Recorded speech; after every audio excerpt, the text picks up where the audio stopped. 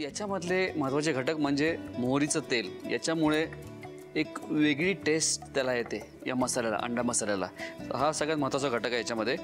आता हे जे बटाटे घेतले आहेत ना मी, बटाटे हे कापून त्याला थोडंसं ब्लँच करून घेतलेलं आहे. म्हणजे एक 5 मिनटं पाण्यामध्ये उकळलेलं नंतर काढलेलं आहे. म्हणजे अर्धे कच्चे आहेत ते आणि अर्धे शिजलेले आहेत, तसे घेतलेले आहेत.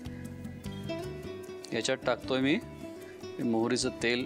पॅनमध्ये घेतलेलं आहे आणि ते गरम होईपर्यंत आपण ही मिरची आहे, शिमला मिरची, ती कट करून घेऊया. जे बटाटे आहेत त्याच्यात थोडीशी हळद टाकतोय मी.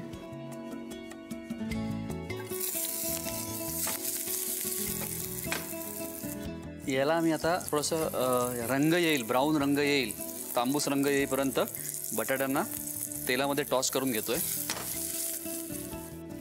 हे जे अंडे आहेत ते पण मी घेतलेले आहेत, त्याच्यामध्ये पण थोडंसं हळद टाकतोय,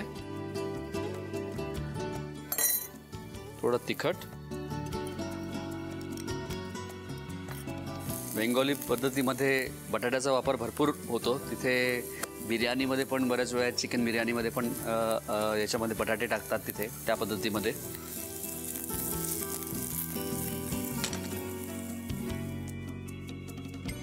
आता हे जे अंडे आहेत ते पण मी बटाट्यामध्ये टाकणार आहेत. याला पण आपल्याला या तेलामध्ये थोडंसं परतून घ्यायचं आहे.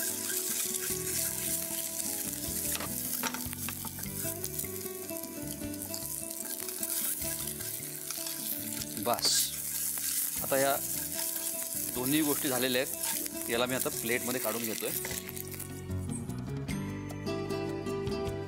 हाच पॅन पुढच्या कृतीसाठी आपल्याला वापरायचा आहे. हा पॅन इथेच ठेवतोय.